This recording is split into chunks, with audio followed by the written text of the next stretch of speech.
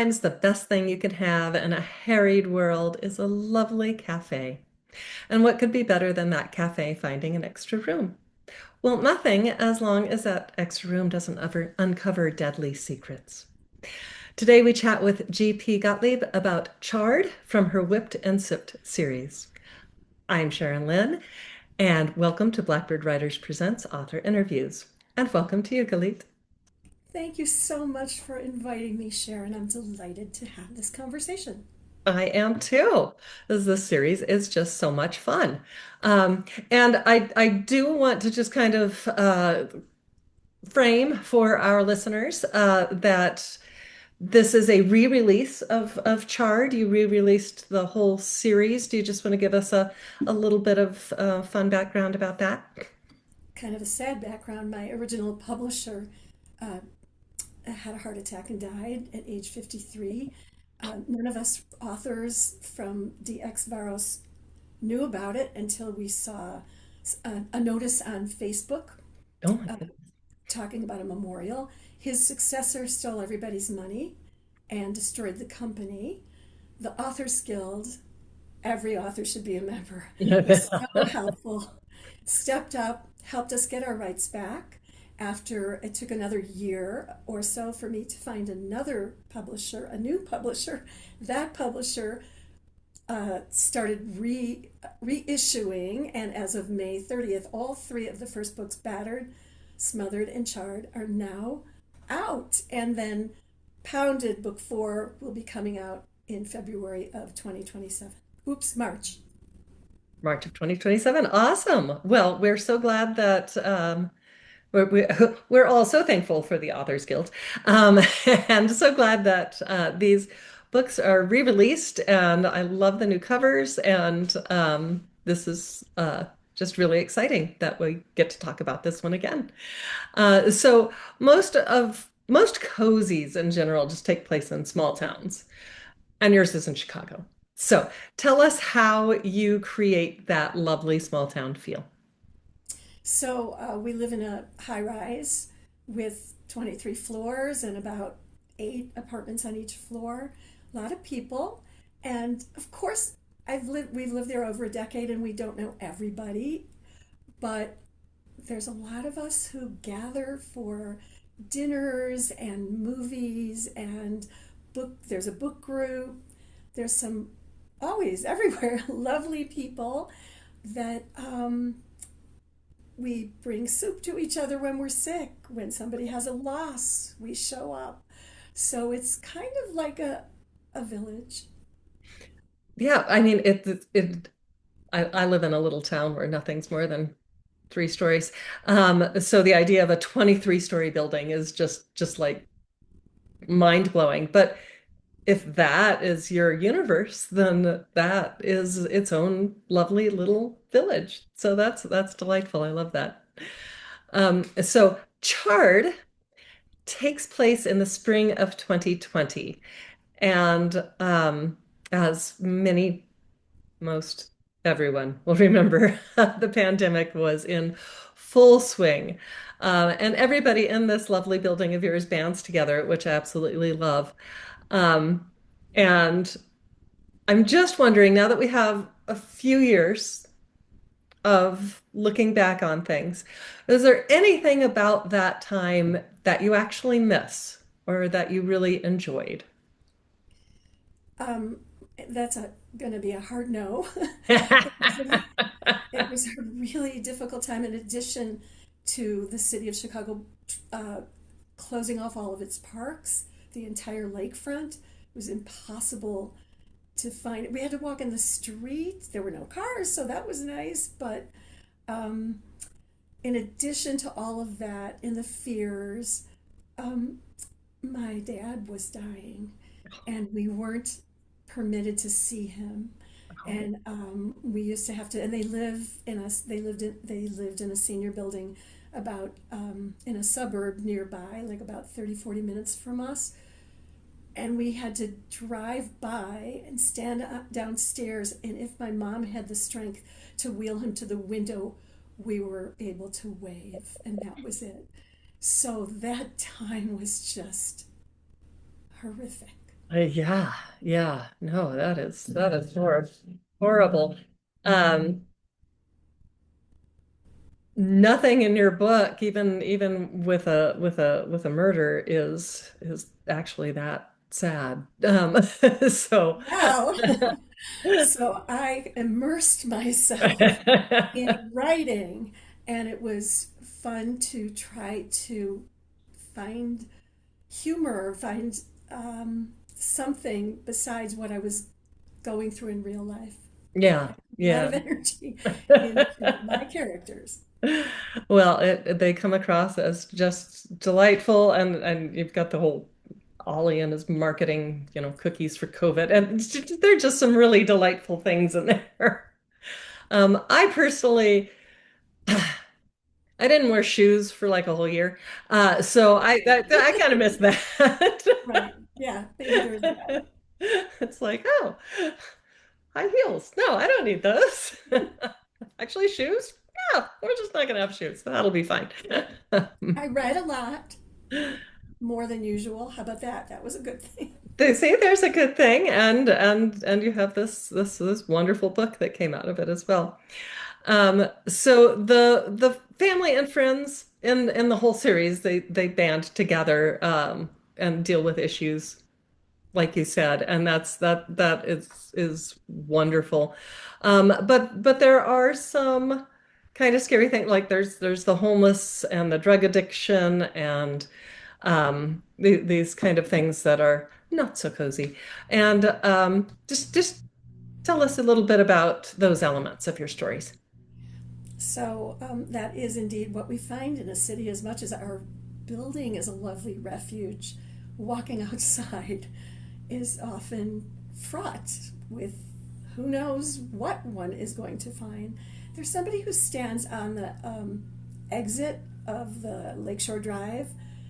It's a very fast moving place with a lot of cars who's begging out there, and I see it every day. And then we walk.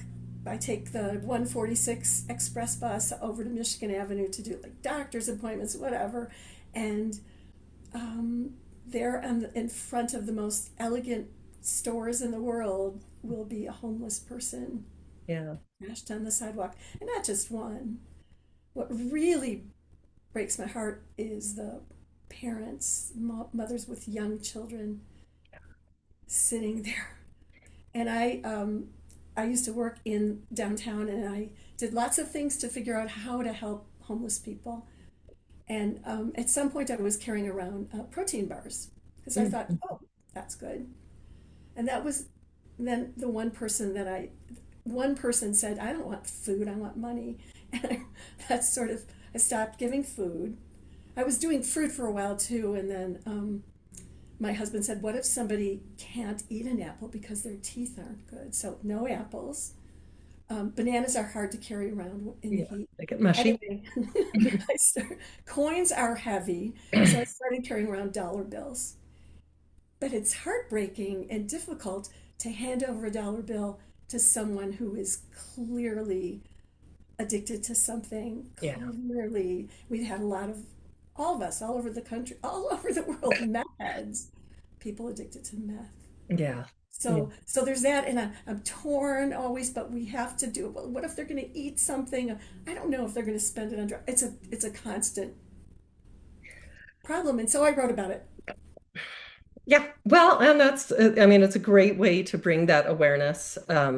My my town is smaller. I mean, the bigger the city gets, the kind of the worse and more faceless they become. But in my town, we have a nonprofit that has you can buy little booklets, and they have coupons for riding the bus and for food at some of the fast food restaurants and things like that.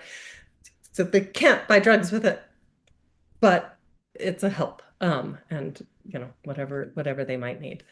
Um, so We uh just haven't found a solution in our society. You know what's also even more heartbreaking is elderly people. It really bothers me, and that's why my character is an old guy. well, and you Or have even, you wonder if they can even get up off the ground to use that money to do Hmm. something with it. Yeah. Yeah. And your characters in your book again, they band together and they help and there's the restaurant with some food and it's I think if you were running the town, the whole entirety of Chicago, it would probably be better. I have a lot to say about how Chicago could be better. Um, so Arlene and Ruthie, they just have this wonderful friendship, and I was just wanting to chat a bit about your inspiration for that. So Aileen came to me in a just in a dream. I just invented her. I started seeing her and hearing her. Um, and Ruthie is a kind of a combination of several of my friends from over the years, the best ones, the kindest, the ones with hearts so big, the ones who always say the nurturing, nicest possible thing. Where my first impression, my first impulse is to say, "Get up with it, quit your whining." Get over it. and and to have somebody who always reminds, I have friends like this who remind me everybody's struggling with something. Everyone's doing the best they can. I want to be more like that. So I wrote a character who I aspire to be. And she is she's I mean and she is just inspiring. It's like, oh, well, that was a lovely thing to say. But you can't have a character that's only sweetheart, love, and light. There has to be something. So I don't know if you noticed, I have Aileen in every book. I have her saying something cranky Yeah. about Ruthie. Because well, that's what makes them more real. And I love that you just started hearing Eileen. That's wonderful. This is the Whipped and Zipped series, and all of the books are have some culinary title that also lends itself well to murder. Um, do you try your recipes? I know you're a good baker. I invent my recipes. I love browsing cookbooks at the library or now online, and I don't like following them. So I I get an idea of something I want to do and I start doing it. And sometimes it's a winner, and sometimes it needs a little tahine seasoning. And baking especially, it's hard to start improvising because you have to have the Oh, science right. Otherwise, right. I did take classes, oh, and I good. know how, I know, I always say that I know how to use butter and cream Okay. in my baking and eggs, but I don't because I bake vegan. And Mhm. Ruthie is vegan. I'm not vegan, but Ruthie is and serious about it. And so she does not touch any of those ingredients. So everything in the cafe has to be delicious without using those ingredients. And I had been doing that for many years because I had a child who couldn't have dairy, and another child didn't like eggs. Who knows? I just so all my cakes and cookies and pastries, I use the old, the World War II kind of baking. I use olive oil. Oh yeah, Nice. Yeah. if I Which need. that is a wonderful, wonderful flavor. Or applesauce, Mhm. bananas. Yes. So I do a lot of experimenting on my family. Now my kids are grown with families of their own. Tonight I'm bringing dinner to one of my kids my daughter who just had twins. She has four children under the age of four. She really appreciates meals.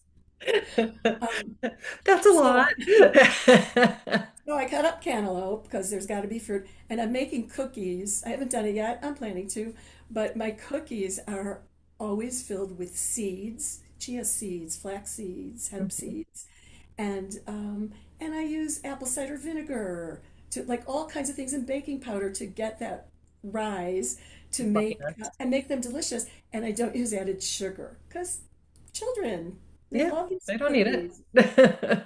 So I'm either going to make them with chickpeas or who knows? I'll figure it out. Get it done. Yeah, I'll get it done. And they'll be fluffy and delicious. And then each cookie will have like 5 or 6 chocolate chips in them. Did I say I don't use sugar? Right, I use maple syrup or bananas, apples. That sweetens. And the Hmm. chocolate chips give it enough sweet. The kids love them still. They think they're cookies. And if they want another one, go ahead. Go ahead. That's great. Yeah, I have zucchini in my backyard right now, so I've been making morning glories for all my neighbors. Just muffins with zucchini and carrots and all these just like Yum. it's vegetables. And yeah, I sweeten it with maple syrup, but I also use eggs, butter. I don't There's nothing wrong with it. Just Ruthie's a vegan. Right. And I love the idea that that kind of thing for kids, especially when they're really little and it's like it's just yummy. They can't taste the tofu or whatever I use. I've never put tofu in anything. And all of those recipes are included in the backs of your books. The first book, Battered, I put like 20 some recipes. That was crazy because I had to test them all and fix them and I didn't excel at writing recipes. In It's fact, it's hard. so I had people testing, friends and family, and then I sort of expanded and I put it out on my website. Anybody want to test recipes? So, and here's why I have to, because I am known for not on purpose leaving something important out of a recipe that I know how to do, that I do it without thinking because I've made the recipe for 30 years. But one time, a girlfriend called me on a Friday afternoon at 4 o'clock and said, "Hey, is there by any chance any chocolate in your chocolate cake?" And I A said, little. "Okay." Okay. Or somebody just said, "Don't you use salt when you bake?" Of course I do. Of course I do. Who remembers that I grabbed the salt and put a spring, who remembers? So, Yeah, a friend of mine he had made this fantastic focaccia, and I'm like, give me the recipe. So he gave me the recipe, and I get home and I look at it, and it says 1 cup olive oil divided, and nowhere in the instructions does it say how it is divided. So I'm just like, um, okay, a third's going into the pan, a third's going into the dough, and I'll pour a third on. It was delicious, but the next two books, Smothered and Charred, I think they have less. For Smothered, I did less, and now in Charred, I think I just had 9 or 10. And the next book, still so Pounded, I many. think I'm just going to do 9 or 10 because it's not a cookbook. Right. I do one or two in my that's that's all that's needed. They're not food-based mysteries, so it's just, a little something. Um, Yeah, but I remember the first time I ever read Rex Stout. Rex Stout. Mhm. And he described it's a gourmand, right? Mhm. The sleuth. And the descriptions are food, of dinners. Now, it's not food that I eat necessarily, but they're lovely descriptions.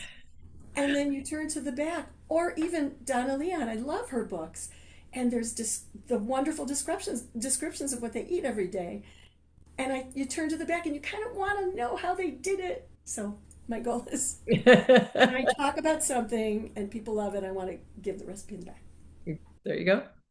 And that is just I still like that is a lot to test and go through, and it is impressive. I'll just say that.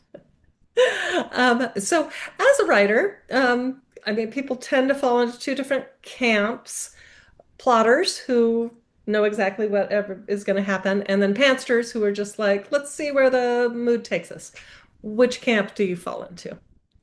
Whatever the combination of those two is, I write a basic outline.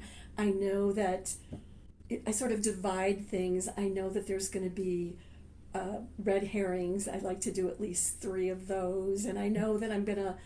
Uh, there has to be means and motive, and I have to. I start with the crime, But Mhm. then I do this tricky thing that I started from the first book with my editor, where I give her the first couple of chapters, maybe three, and then I say, "Who do you think did it?" And if she guesses somebody, even if that was the person I wanted, You he's you no change longer it. the person. And this goes on. Then I bring back, let's say I'm at 15 chapters. I'm like, who do you think? And then she guesses. Nope. That is wonderful. Yeah, I do that same thing. I was on a panel once and somebody called it tent pole plotting, where you have your major events. Um, Yeah, I like and that. yeah, yeah, I really like that. I don't have the tiny little cards of every single scene and all that. I just and well, and sometimes like in this book, my fourth book, I had my main character and she was doing her job, and then this character Callum walks in. I don't know where Callum came from. He just walked in. And yeah, just like Callum wants to come out now, and so I let him. And yeah, he added to my character's angst, and also he was just kind of a fun character to write. So yeah, sometimes they Yeah. just have to come out. So you had mentioned that Pounded Book 4 will be out in March. Can you give us a little bit of a preview of what that's going to be? Wow. I was just working on it this very morning. I'm trying to do about 500 words a day, so I'm up to 18,000 words, which sounds like a lot of words, but they're not all good words. No, no. Um, Um, but I'm yeah, and excited. you can set like a word count for yourself. That's No, something that it's works for not you. kind of setting. I just write and then I look and I check. Okay. I'm writing away. I write a scene and then I check. Did I make 500? No, better keep working. All right. So that's the goal. It doesn't always work. I'm planning to do. My husband's going out of town for work for about a week, and I'm planning to have a little writing retreat all by Excellent. myself. Yeah, I'm not gonna do it. sometimes I'll plan something like that and then I'm just like, you know what? I'm just tired. I'm just I'm just gonna sit here for a day. I'm planning to do a lot of writing, but I'm also planning to have a little movie festival of my own of things that he never would want to watch.